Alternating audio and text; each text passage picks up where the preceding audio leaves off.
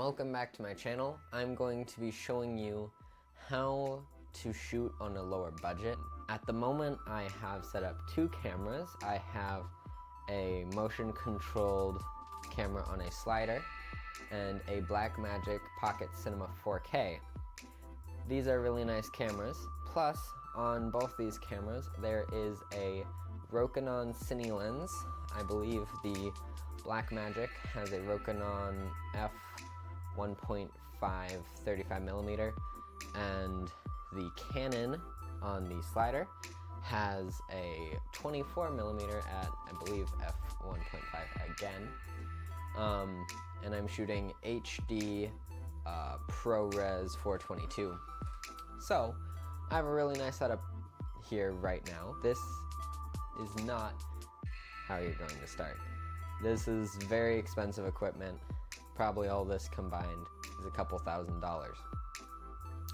But I'm going to show you the equipment you need to start filmmaking and creating your own projects on a really low budget.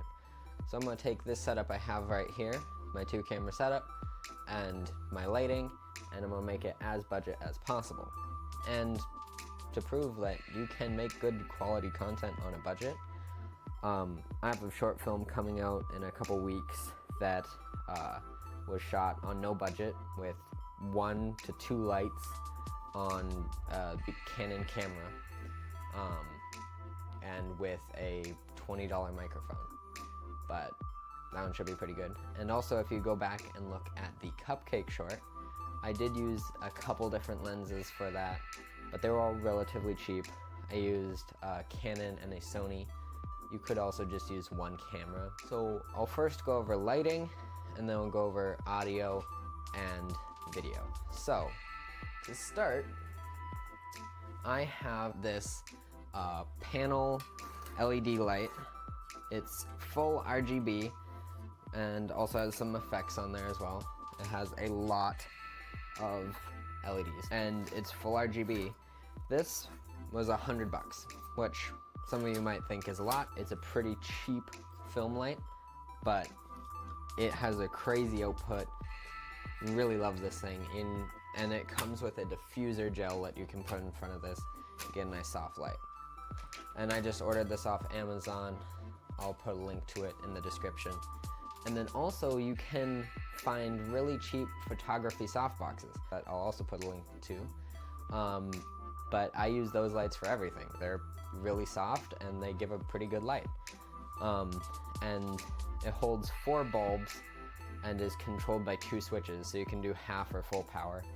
It is stuck at 56 Kelvin.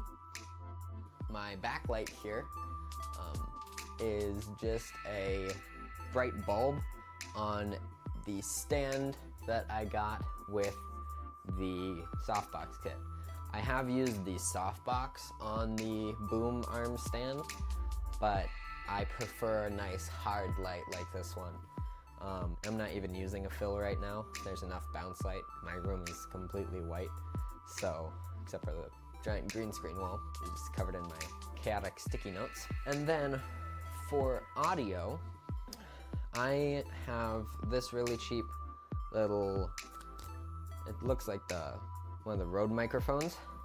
This thing has some amazing audio. It's pretty good build, and this was like, I think, $20-30 on Amazon. It's a Movo VXR10, and this just plugs directly into your camera. I'm currently using a wireless lav to a preamp, but that is completely overkill, especially for a YouTube video. Especially 2 cameras is also really overkill. And then it comes with this nice dead cat that you can just put on there. You can use a bunch of mics like this. You can get a really cheap lav and maybe an extension cable, go all the way to your camera. Or if you're looking to upgrade your audio, you can get one of these. This is a Zoom H1N.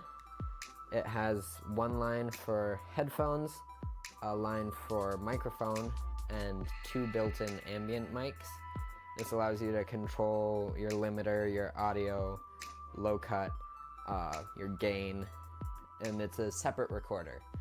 Con with this is you have to sync it up in post, which isn't super hard, but this thing works really well. I use this all the time. And then you can just plug a lavalier mic. This is like a $20, maybe $10 lavalier mic. It just plugs right into this, and then you can sync up your audio in post, and it is a much cheaper solution than getting a full wireless lav. Also, if you don't have the budget right now to get softbox lights, like a 3-pack of softbox lights is $100, but that's still a lot of money. You can use whatever lamps you have around your house. My only note on that would be to make sure the color temperature is the same. So different lights have a different color temperature. The most common is 32 Kelvin and 56. 56 is a much bluer light. All my lights I have up right now are 56, 100 Kelvin. And then 32 is a much warmer, yellower, more amber light. So try and match. You can even put different bulbs on your lamps. I'm gonna switch my camera setup, set up a couple lamps, put a cheap microphone on the Canon. The Canon's a pretty cheap camera. I'll throw a cheap lens on the Canon, throw it on a photography tripod, and do this same setup, but with whatever gear I can find, plus a very small amount of film gear. So let's do that real quick. Okay, so this is the Canon with a $100 lens on there. I have a desk lamp right here as my key light. I just found this on the workbench. We have a bedside lamp as my fill, and then as my back we have this old light here. We have a, I don't know what you'd call it, just like a living room lamp. So these are all 32 because that's kind of more of a standard for especially the lamps in general. I'm shooting on a $900 camera with a $20 microphone, a $100 lens, and all my lighting is cheap or free, depending on if you already have it. Also, if you're looking for a way to edit your videos for free, you can use iMovie or whatever the heck you want to use like that. Or Blackmagic offers a software called DaVinci Resolve that is 100% free. There is a studio version, but I don't even use the studio version. I do have access to Premiere Pro. I do use that a lot as well. And honestly, I couldn't tell you which one I like more.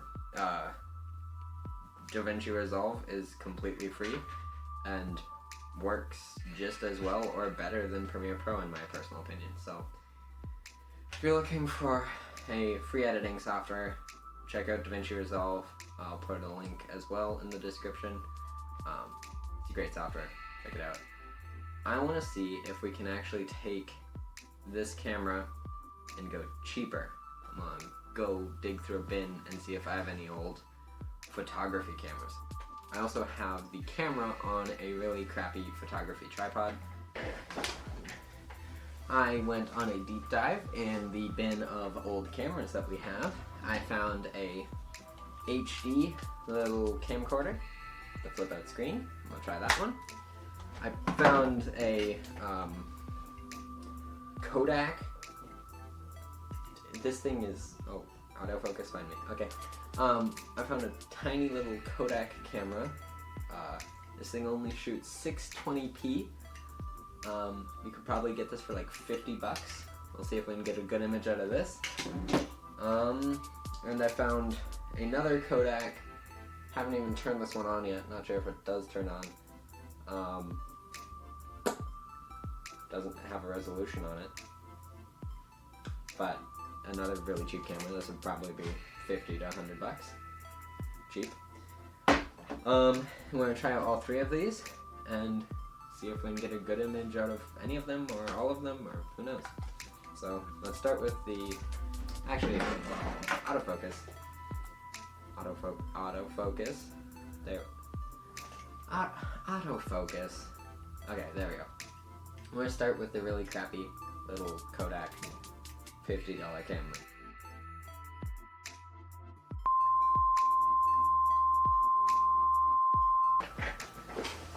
Oh, there we go. That's a lot better. Ish.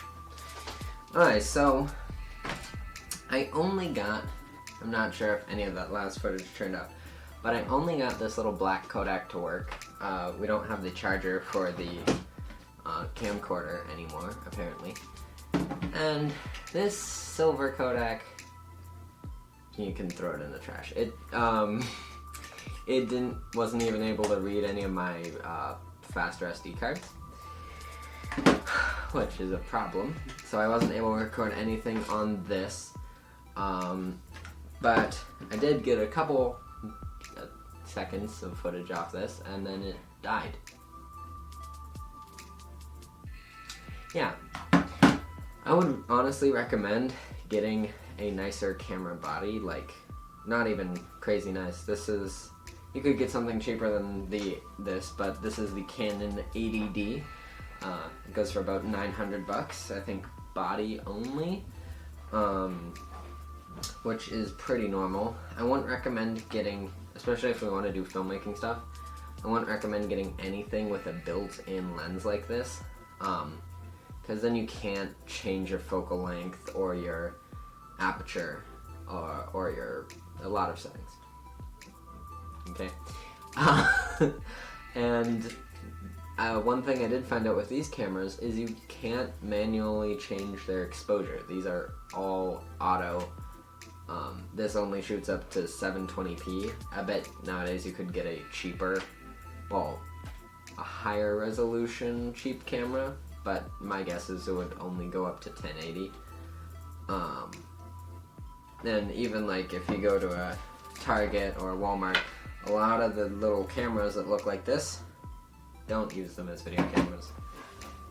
Don't. Get a DSLR or a mirrorless camera. It'll last you a lot longer and you'll be able to get much better results. But get your camera first and then get a microphone and then get lights. You can use desk lamps for lighting your scene. And you don't need big fancy softboxes or LED panels or any of that thing right out of the gate. And you could even get just a little cheap lavalier mic, just plug it straight into your camera and you have decent audio. Or you could just get a little video mic like I have on the Canon right now. I don't know how the audio sounds, I'm not listening to it, but it could be. Alright, that doesn't sound bad. And just do the best you can with what you got. And I'd also recommend watching some videos on how to change your exposure, and specifically the exposure triangle, because if you understand the exposure triangle, you can get a much, much better result out of any camera you have. I know someone who has a $300 little built-in lens camera, but when you properly expose it, it looks pretty good. So definitely something to check out. But yeah, I hope this video is helpful, and remember, never stop learning. Never stop learning. Never stop learning. Never stop learning. Oh, like, subscribe, share this video if you care to, and then never stop learning. I feel like this is getting redundant. Never stop. Never stop learning. Don't do it. Never stop.